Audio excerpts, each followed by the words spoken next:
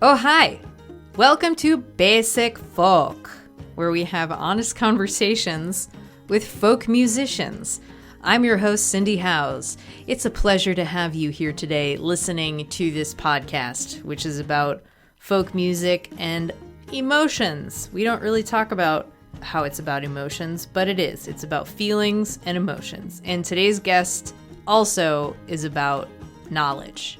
Jake Blount is very smart. He is a historian of Black folk music, and we are lucky enough to have him share his knowledge. Let me tell you a little bit about Jake Blount. Old-time player Jake Blount and his sister were the first of his family on his dad's side to be born off of the Virginia plantation where his ancestors were kept as slaves for as long as anyone can remember. That history was all around him as a kid. He would visit his grandparents every summer, and that knowledge hit him hard after the murder of Trayvon Martin in 2013. He had been under the impression that racism of that kind, a person could kill a 17-year-old black child and get away with it. He was unaware that that kind of racism still existed. He dove into researching the music of slaves, spirituals, gospels, to try to figure out and understand how they survived, how they dealt with this. He didn't find what he was looking for until he came across the banjo and learned its history. It's become more and more widespread information that the banjo's roots reside in Africa. It was taken across the Atlantic by stolen black slaves. Blount learned the history was directly tied to the slave communities around the Chesapeake Bay, who were his ancestors. Since then, he's received a BA in ethnomusicology at Hamilton College in New York and become a fervent researcher and sharer of Black folk music. His new album, Spider Tales, is a nod to the great trickster of Akan mythology, Anansi. The Anansi stories were tales that celebrated unseating the oppressor. These are mostly Black traditional songs. The subversion in these traditional songs help the singers survive. Like, these songs are full of coded messages and allowed the singer room to criticize the power without fear of retribution. Jake is also a young queer man in America, which makes its way into his music in interesting ways. Like, for instance, he changed the pronouns of "where did you sleep last night" to all male pronouns, and his explanation of why he did that is absolutely heart-wrenching. Jake is smarter than, everyone I've ever spoken with. He's my new favorite person, and he had the most fun lightning round ever. This person is amazing, and I'm pleased to present this interview. And I'd like to share a clip of Jake's song, "Where Did You Sleep Last Night?" Actually, Basic Folk is so pumped to be premiering the video for "Where Did You Sleep Last Night?" You can watch it on my website, cindyhowes.net. The video animation was done by Dan McDonald Studios, and the photo of the animation was by Michelle Lotker. And again, you can check this out at my website, cindyhowes.net. But we're going to take a listen to Jake's version of "Where Did You Sleep Last Night?" and then we'll get to our conversation with the incredibly insightful and sweet and super smart Jake Blount on Basic Folk.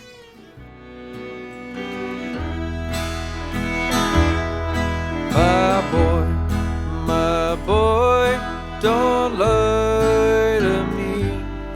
Tell me, where did you sleep last night? In the pines, where the sun don't ever shine. I would shiver the whole night through.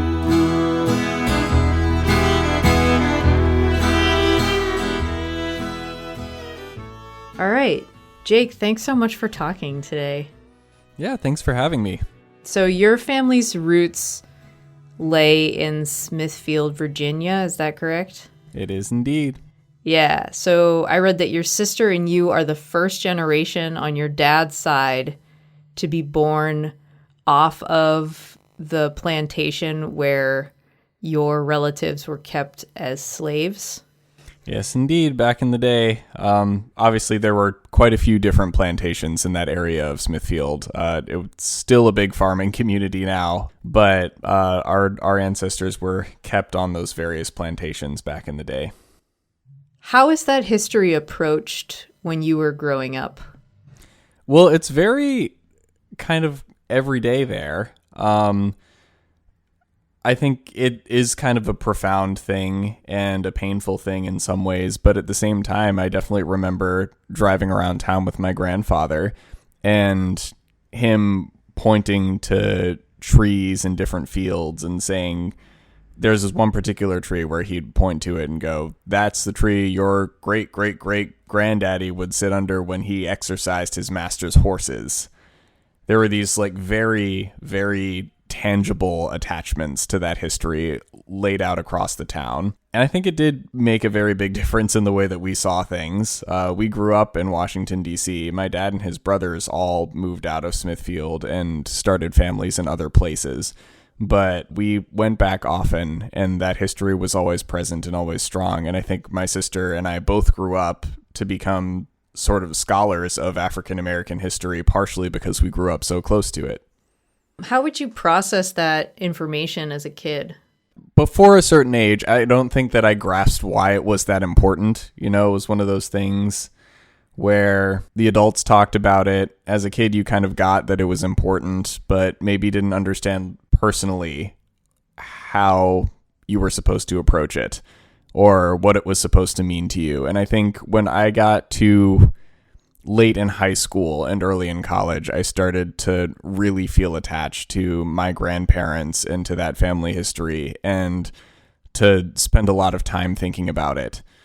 And I think at that point, that's kind of when I started getting into traditional music. It led me there because I kind of needed a way to understand what my relatives were feeling and thinking during those times. And the music is really the only record we have that comes straight from their lips. I read this quote from you that said, my grandparents don't play old-time music, but they certainly recognize it. I've only seen my grandmother dance one time when I picked up the banjo and started playing Cluck Old Hen, which is great visual. What have your grandparents taught you about music? My grandparents aren't super musical people outside of a church setting, and we definitely went to church with them when we were kids, and we go visit. On Sundays, they would go to church, and my grandfather was a deacon. He might still be a deacon, but they don't go all that often now because of their health. I think both of them helped us participate in that tradition. I certainly have strong memories of those services as a kid, even though I wasn't like super into them at any point in time. They were important to me.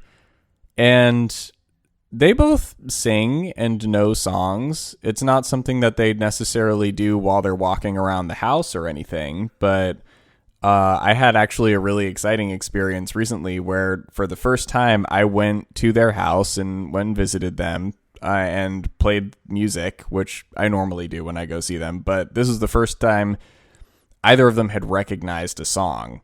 And I learned this song out of the Lomax collection called When My Blood Runs Chilly and Cold in his collection. And I started playing and singing this song, and they started singing along to it. And I was like, how did you know that? And my grandfather said, that's one of the old songs. It's Do You Remember Me, or Do Remember Me. So to me, that was just a really exciting moment of realizing I had connected to something that they knew personally. That's cool. Yeah, that was really exciting. So like when your grandfather was like, that's one of the old songs, do you ask him like, well, where did you learn that song? And will he tell you? I don't think I did ask him at that moment. I think he just told me that they sang it in church. And there have been a couple other moments like that where I played my dad someone's version of shortening bread once, and he went, oh, we had shortening bread in Smithfield. So they're just, things that were going around in the community when they grew up. And I think especially for my grandfather, there were former slaves still alive for a good chunk of his life.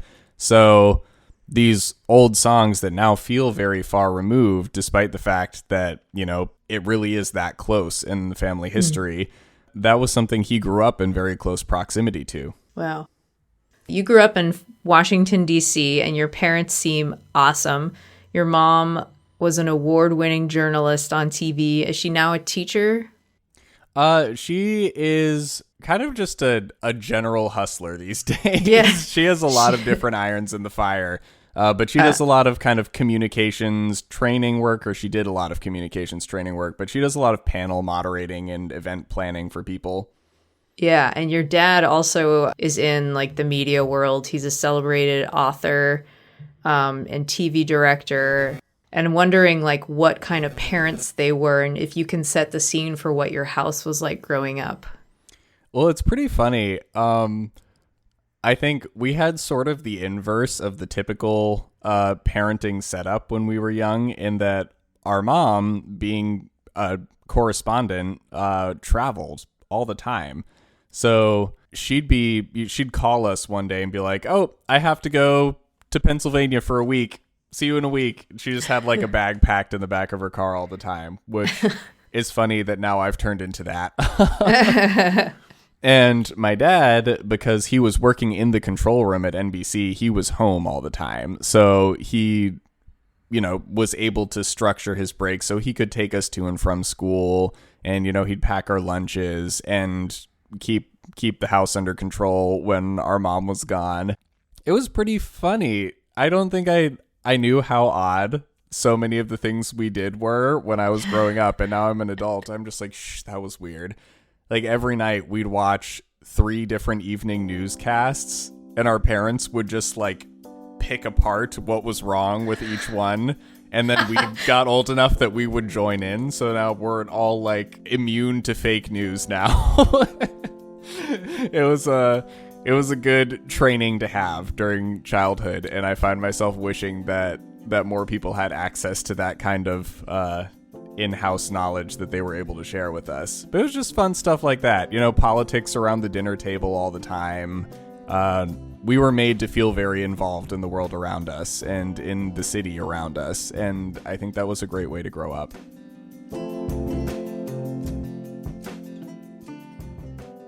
I want to hear about where music was in your core family. Everyone in my family is musical, at least to the extent of being a hobbyist. My dad 100% could have been a professional musician. He has the best singing voice in our family by a mile. Wow. Yeah, that's just not where he wanted to go with his life. But he used to always sing to my sister and me. He played James Taylor and Peter, Paul, and Mary and stuff on his guitar while we were falling to sleep. And our mom always sang too. She played guitar also, but once she got pregnant and was too pregnant to hold the guitar, she put it down for the duration of her pregnancy and then just never picked it up again. So she would always sing with him. She really loves to sing, and so does my sister. They both are really big Broadway fans, so they'll sing show tunes around the house while, making dinner or dessert or whatever, and my dad will complain about it, and I'd be upstairs, like, jamming on my electric guitar. It was a loud house. Another big moment for you was when it was announced in the summer of 2013 the man who murdered Trayvon Martin would not be going on trial, and it kind of like sent you into like a tailspin and made you realize that like a certain type of racism that you thought didn't exist still existed. I'm wondering like how as a teenager processed that news, and like what kind of conversations were you having with your friends and family? I think that was a really eye-opening experience for me because I was, part of that generation of 90s kids that were raised to be like, oh, our parents solved this problem. Our grandparents solved this problem. We're not going to have to deal with racism. And right. The president's black. Exactly. And I think because, we were black, we knew that racism was still around. We even knew in the abstract that it was violent and that it could be that terrifying. But I think the thing that really made that experience different for me was that this is a moment where that violence and that fear emerged into the national limelight, and a lot of people that I'd grown up around did not understand what side they should be on. when in my mind this was the murder of a child. I was like, how are you going to say that Emmett Till shouldn't have been killed, but Trayvon deserved it? There was no difference to me. And I think coming to the understanding that so many of my classmates, because I went to a very white private school in DC, were not coming down on the same side as me, that so many of the folks that I knew were saying, well, who knows what happened? It really made me realize there's two whole different countries people are living in. And I felt like I wasn't connected enough to a Black community because I'd gone to that school and grown up in the neighborhood that I did to really feel like I had that strong of a support network or that strong of a communal understanding of how to deal with it. And I went upstairs. I was in my grandparents' house and just pulled out this book of slave spirituals that I had gotten a few months before and just started going through them and just being like, how did they deal with this? What happened? I don't understand. And I didn't really find what I was looking for there because so many of those are just like, yeah, everything's bad, but when we die, it'll get better, which was not really the encouragement I was looking for. Right. So I wound up going a little bit deeper and found out that the banjo and the fiddle, which I'd already kind of fallen for through this obsession with modern folk, were the centerpieces of secular music on the plantations back in the day, and that the banjo had its first home in the United States amongst the enslaved people in the Chesapeake Bay region, who were my ancestors. So I all of a sudden found this really direct familial connection to the tradition and decided I wanted to jump in. And fortunately, when I got to college, there was a professor there, Lydia Hammersley, who also became my advisor eventually. But I just kind of went up to her and was like, hey, I want to learn some banjo. I heard you play. And she was like, cool, I'll come back here in a week and I'll give you your first lesson. So she gave me my first 3 and then I was just hooked. How did it feel to start playing the banjo, like knowing that the history of the banjo is directly tied to your family? How did your connection to this instrument change you? I think it was a powerful moment for me, not just because of the history of it, because when I first started, I was really more interested in learning to play modern music and write my own songs and things like that. I don't think I saw myself becoming a traditional musician when I picked it up, even though the tradition was what attracted me to it. I think for me, the really powerful part was picking it up and being good at it pretty quickly. I had never been good at something before. And I was like fine at writing papers and stuff. I did okay in school, but I didn't have a skill that I felt like was exciting to me. And banjo was something that I picked it up and it came to me fast enough that even Professor Hammersley, who was teaching me, was just like, you've got something here. And at one point said something like, well, it's in your blood, when we were talking about the history of it, because she was also advising my academic work. And to me, it felt like this moment of becoming a part of something bigger. And I don't know if I'm spiritual enough to believe that there's some significance to me being of that line and picking it up so many generations afterward. But I definitely felt like it was a strong connection to my forebears and that it was important to me that it was so natural. It came so easily. I felt like there had to be something to it. So I did that for a long time. I'd kind of been wanting to play the fiddle for years, but always had been scared off by everyone saying how hard it was. Yes, it's hard, but I jumped in and I'm glad that I did. You are also a queer person, and going back to like you have a BA in ethnomusicology from Hamilton College. You're basically like my favorite person. I'm very flattered. You didn't start out in ethnomusicology, but your change in direction took shape when you discovered the horseflies. Is this correct? But you said that in the Horseflies, I heard the first penetration of queer sensibilities into old-time music since the blues queens of the 1920s. Can you talk about that a little bit more? Absolutely. So I always found it kind of funny that I approached old time music from feeling this like deep attachment to the old tradition of it, and then I like fell in love with this weird hippie band from the 70s and 80s, or 80s and 90s really. But their music was the first old time music that I just got hooked on, and they were playing it without rejecting the influences that would have been natural to have at the time. So, you know, they got compared to the Talking Heads a lot. My immediate thought was the B-52s, because my mom really likes the B-52s. So I'd like grown up with this sound around. And something about the strong backbeat, adding percussion back, kind of just making it groovy again. It felt, from a queer perspective, I was like, I don't know if any of these people are queer. To this day, I do not believe any of them are. If they are, they have not told me. But I felt seen by that for sure. And I think as a Black person also, it felt more tangibly influenced by Black people than standard issue old time, which yes is hugely influenced by Black people, but you kind of have to like write a paragraph to explain how. It's not as obvious as like, yeah, there's a trap kit playing 4 on the floor, and like it's not right in your face.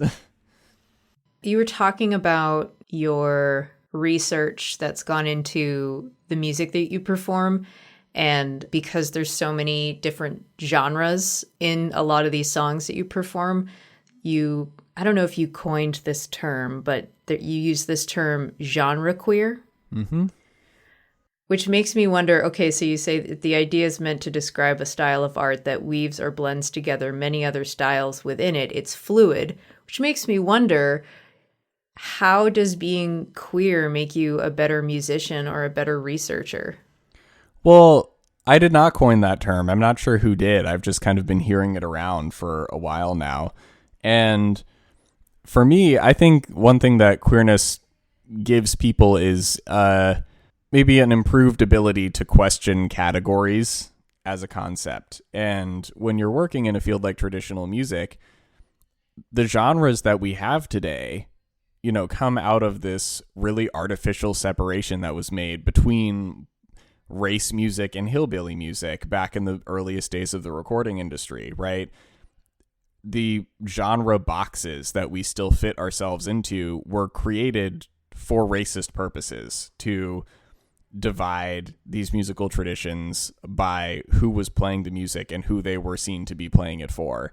And the creation of those genre categories led to the erasure of many, many Black people who played in a style that would have been considered hillbilly music at the time. So I think my role now as a queer person of color playing the music is to question the accuracy and the relevance of those genre categories and say, maybe we can stick old time, what would have been called hillbilly music, and blues music, which would have been called race music, and bluegrass music and spirituals, and you can put them all in one place. And if you treat them all the way that they want to be treated, it sort of comes together as one whole. These weren't things that were meant to be separate. They're all part of a really diverse array of styles that all existed together and fed into one another before wealthy white capitalists decided they should be split apart. I really feel that being a queer person makes me better equipped to sort of dissolve conventions and categories, because I have to do it to be alive.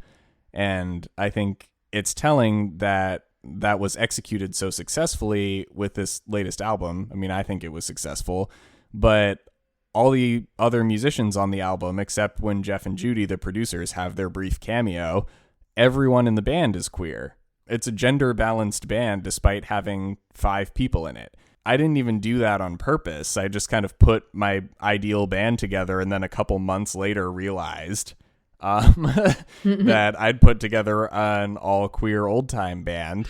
But everyone who was a part of the project has studied multiple styles. And everyone was willing to bring their many disciplines to bear on what we were doing. And I feel really lucky to have been working with a fiddle player like Tatiana, who plays beautiful bluegrass as well as old time, and someone like Nick, who, has an ethnomusicology degree and has studied all sorts of different stuff, and Rachel Eddy and Hazy Siako, both of whom are also really flexible and talented in an array of styles. It, to me, was not a coincidence that when I wanted to put together this project, I wound up going to all of my queer friends to do it with. I did want to ask about Joe Thompson, who I first heard his name from Rhiannon Giddens. He's a fiddle player that she actually learned a lot of music directly from. And I read somewhere Joe Thompson's main influence on your music was the understanding that artists intentionally adjust their playing style to fit their audience's expectation. Therefore, you've done work towards understanding the ways in which the same songs have been reconceptualized over time melodically and harmonically to suit the audience and social justice issues. That's really cool. How do you think this applies to modern times? Like, how do you think songs are being used at this point to suit the audience and the issues? Yeah, I think, I don't know, this is sort of applying a concept rather than a practice, because I think what I was referencing with Joe Thompson was that he changed the way he played tunes depending on the race of his audience. He knew okay. he had to do different things to please a white audience than to please a black audience. And there's, I think, a whole quote from him about it in African Banjo Echoes in Appalachia by Cecilia Conway. But I do think it's all part of the same thing. I think reading the room and reacting to your audience applies across the board. And I definitely do that now. And I think awareness of the way context changes the meaning of a song is really important for artists. My favorite example of this lately has been the tune from my album Beyond This Wall, which Judy wrote and Jeff named well before Donald Trump was running for anything. The wall had not been brought up in our present day context. It came from the inscription on the wall of a concentration camp. So it was named after something completely different. Still very heavy and arguably part of the same continuum of ideology, but at the same time, now when I say I'm going to play a tune called Beyond This Wall, every Democrat in the room cheers. I think it's just a super compelling example of how, given time, the things that we're working with change meaning because people will read the titles and read the lyrics differently depending on where they're coming from and what thoughts and feelings they've brought into the room. You've studied music before the music industry existed, and you've been part of the jam scene, which is going to camps and going to festivals and just playing with your friends around the campfire, not motivated by commercialism. And you've in recent years have become part of like the modern music industry. Where does that leave your perspective of the music industry and what it has done to shape music? I think that there are great goods and great downsides to the modern music industry. And I think as it plays into traditional music specifically, probably more downsides than upsides. I think that the emergence of commercial recording of our music has definitely led to kind of hierarchy and exclusivity at some times in the scene, which always existed in some degree based on instrumental skill.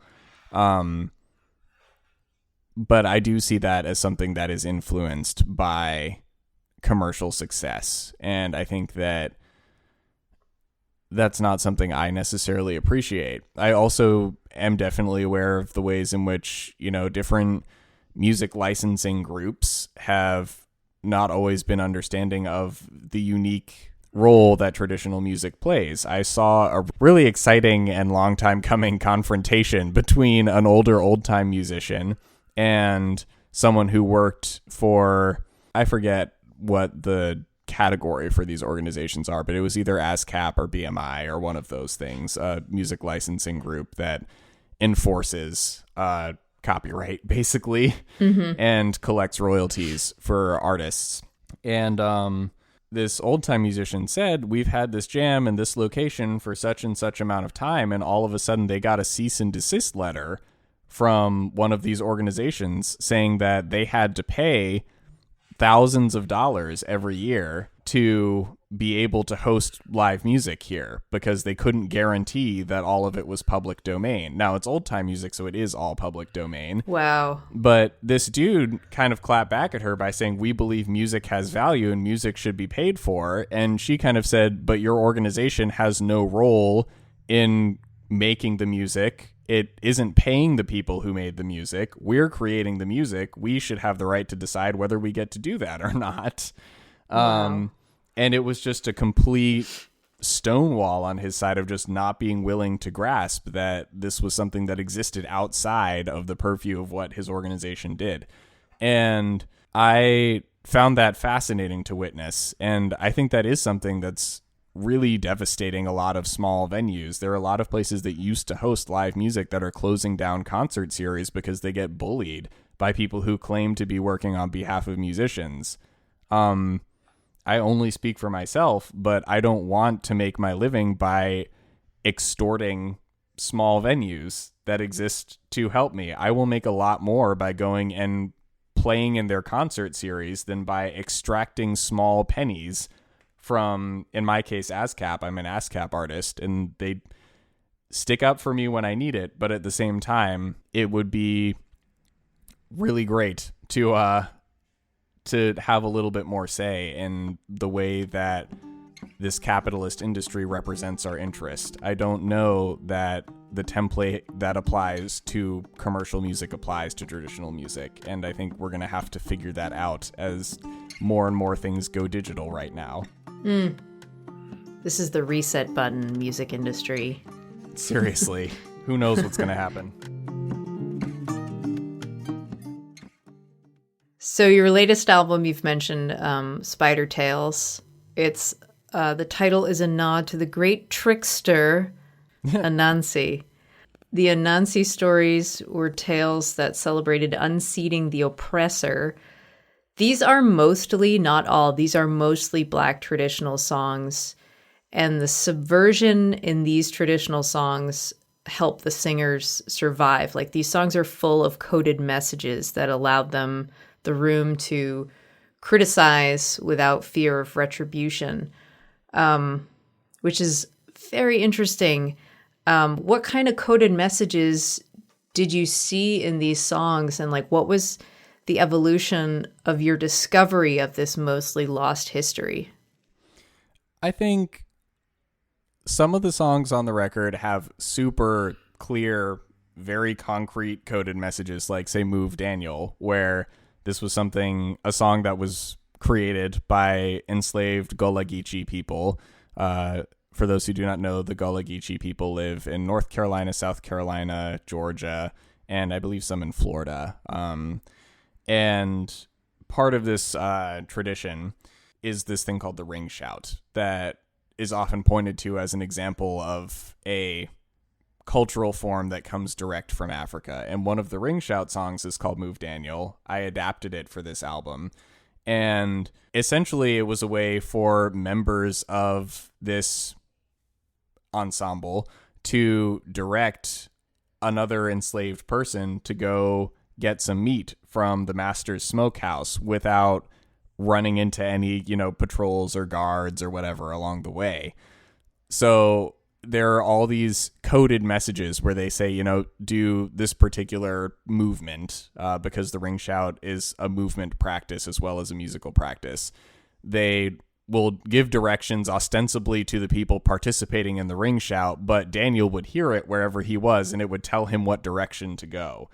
And he was able, to go get the food that his community needed. And I thought that was an incredibly powerful thing to listen to. And I feel really fortunate that the man from the McIntosh County Shouters, whose album I learned it from, explained what it was ahead of time, so I knew what was happening. So there are some that are very concrete like that. And did he just tell the story before the song started on the recording? Yeah. That's he cool. just explains who Daniel was and what the song is about, and it's really great. I guess some of them are a little bit more obscure in the sense of Where Did You Sleep Last Night, which I think a lot of people kind of interpret as a heartbreak song or a love song in some way. I've never really heard it that way. You know, the lyrics are, my girl, tell me where did you sleep last night? In the pines where the sun don't ever shine. I would shiver the whole night through. I changed it to my boy. But it never sounded like a love song to me, because I'm like, what the hell did he do that she's so mad she went and slept in the woods in the winter? That was clearly not what that was about to me. And I think I related to it on this level of, you know, family history and personal history, that my dad would tell me stories about people in his community sort of disappearing overnight.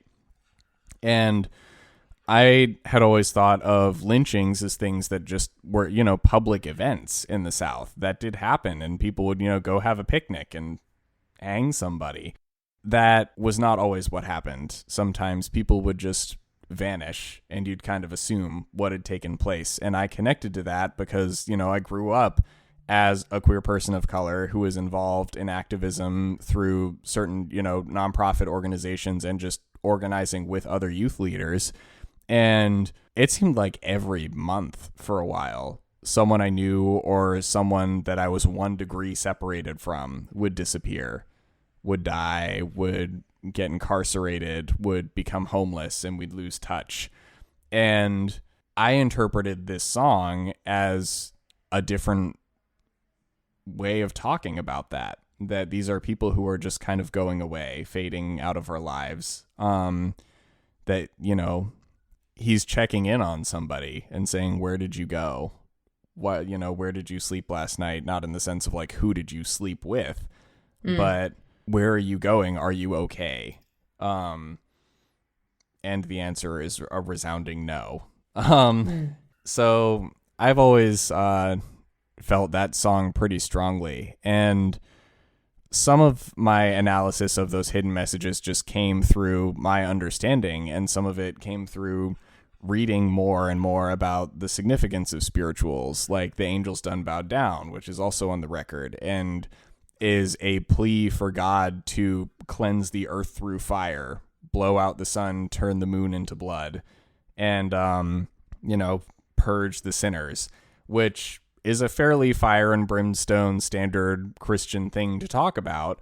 But in the context of the African American religious music tradition, I've always thought that Jesus, as this innocent person who's being tormented and killed, represented the slaves, and that there are certain things like the River Jordan that represent, you know, crossing over to freedom or things of that nature. And I'm far from the only one who's drawn that conclusion. I would later go on to read things by James Cone, W.E.B. Du Bois, Souls of Black Folk, and they talk about those metaphors and the fact that these were coded ways of speaking about the things people were suffering through at the time. And to me, that just, you know, made me feel more justified in my readings of these songs and helped me kind of put together which ones I wanted to stick on the album. Wow. I don't know if you feel like you can answer this or not, but how do you think these subversive messaging or coding in this music affected the Black people singing, sharing, writing these songs?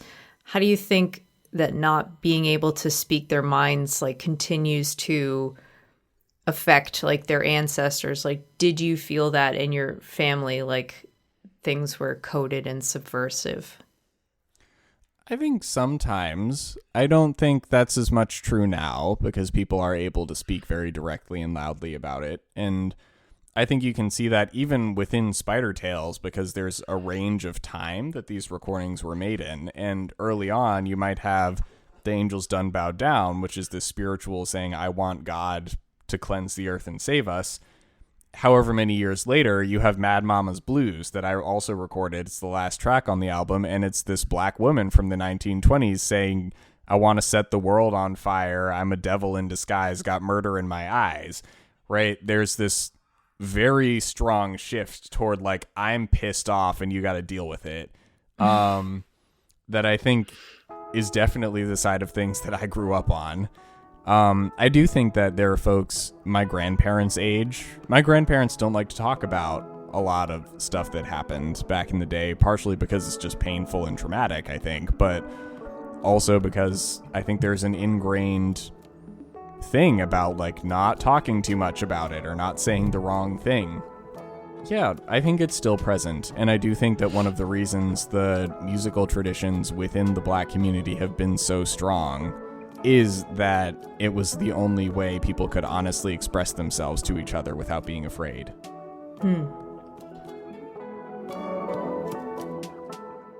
It seems to me, and correct me if I'm wrong, like the old-time genre and community is becoming more inclusive, more diverse, and is making space for Black and queer performers.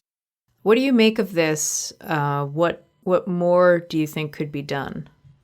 Well, I think it's definitely the truth. I mean, we've seen a few manifestations of that just in the past year, right? Of the gay sweep at Clifftop last year, where queer people claimed first place in every category in the contests at our biggest old-time festival.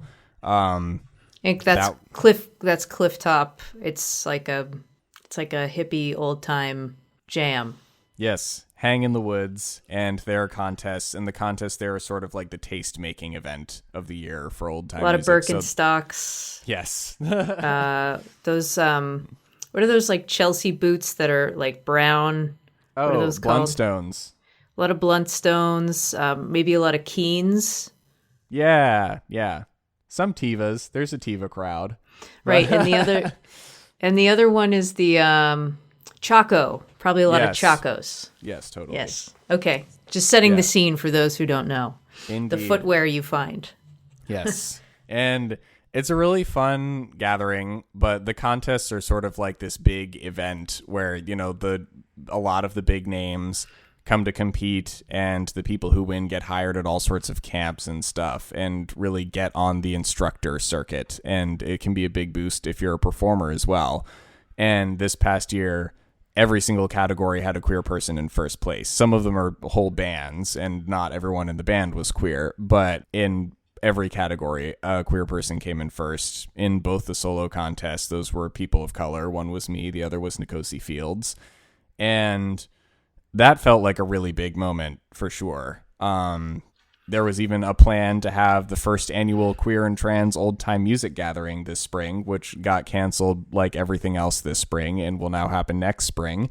There's a big surge in representation. There's also the Afro-Latino on-time music gathering that's been happening yearly now for 2 years in Orange, Virginia, organized by Dr. Dina Ross Jennings, who is just incredible and, you know, really giving from herself in an incredible way during this pandemic and providing free tests to her community.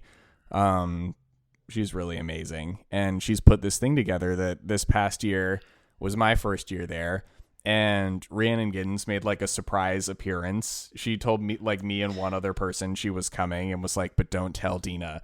And she like rolled up from the Americana Awards, like with her Americana Award in a tote bag, and like hadn't slept in 3 days. It was just like, she walked in and was just awestruck and was just like, I have never come to something like this and not known all the faces before.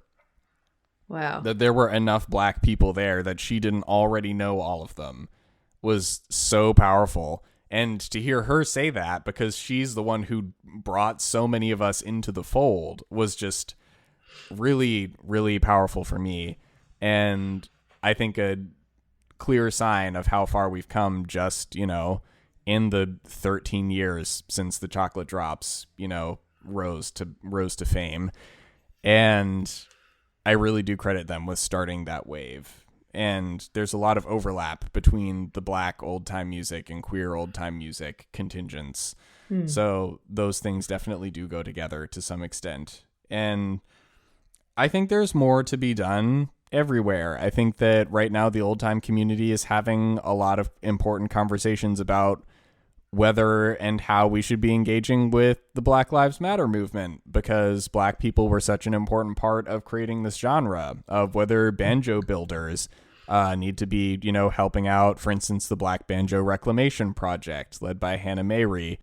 There's a lot of conversation about what we can do, how we can do it. I think those are conversations that need to be had. We're talking about what songs we should be singing, where we should be singing them, what tunes we should be playing, because some of them have really nasty lyrics or really nasty histories, and we need to find a way to not accidentally scare people off when they want to come be part of our tradition. So there's a lot of important conversations being had, and I think they're going to continue to be had. I feel like right now we're in a moment where a lot of voices, including mine, frankly, that were seen as really fringe and out of control, back when the Black Lives Matter movement started, are suddenly becoming part of the mainstream.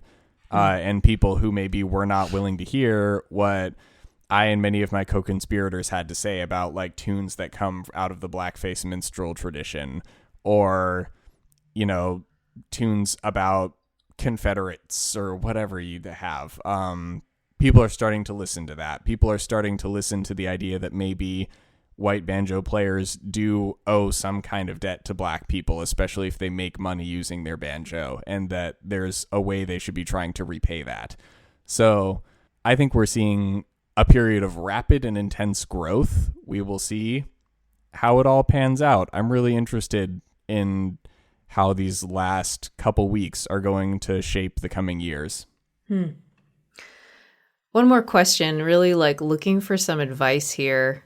It's a conversation I've been having recently in how to diversify other types of white music. One big one on my mind being Celtic music, which comes from an oppressed people, differently oppressed than Black people, but Irish people consider themselves oppressed nonetheless. Rightfully so.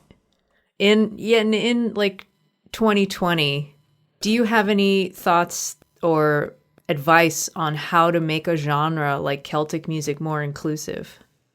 I don't know about Celtic music specifically, but I think overall something the music world can do is just to look at who you're booking for your events and look at what sort of paraphernalia are allowed at your events. Looking at you, all the old time and bluegrass festivals with Confederate flags flying.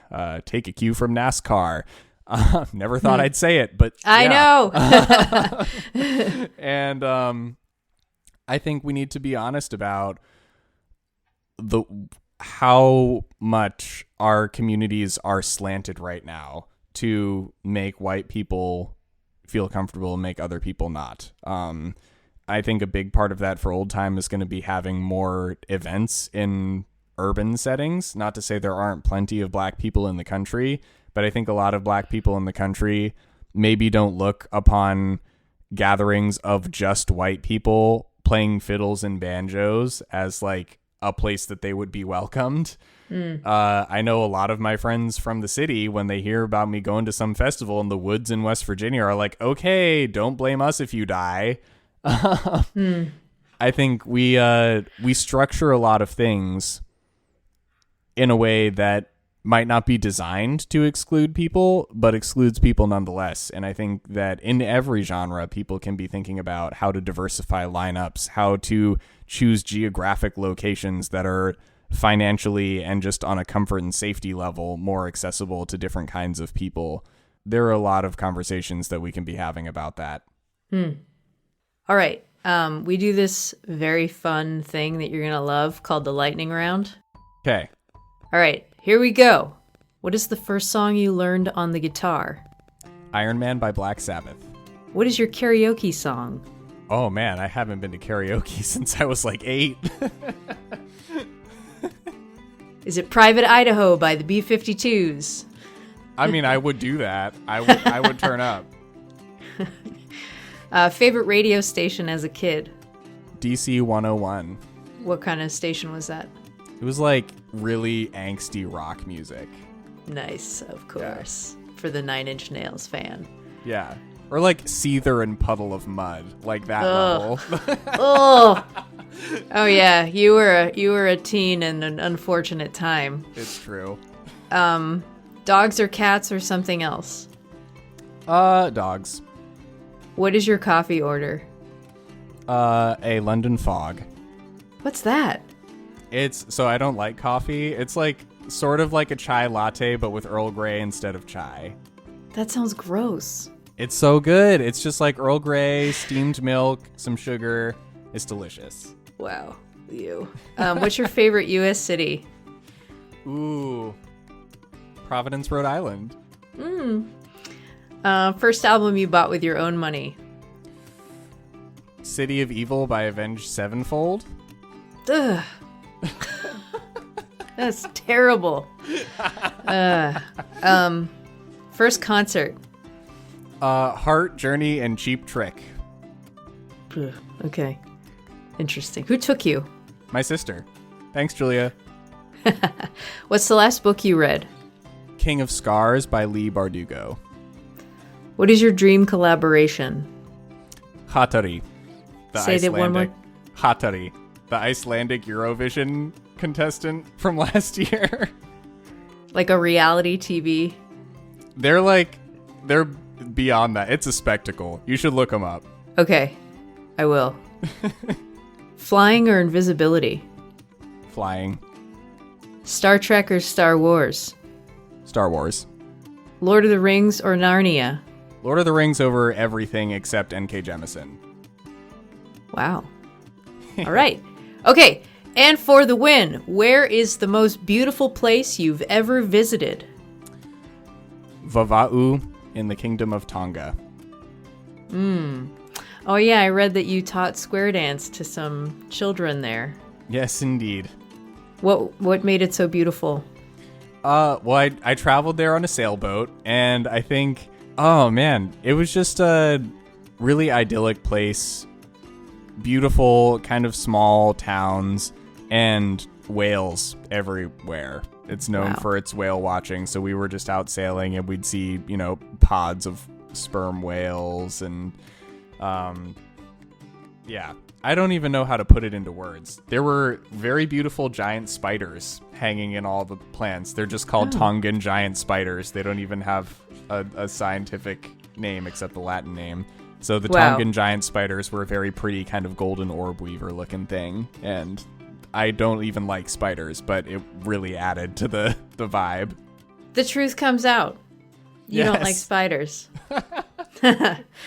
Well, thank you so much. This has been such a great conversation. It's really great getting to know you, and your music and work is so important. And yeah, just keep going. Well, thank you. It's great to talk to you.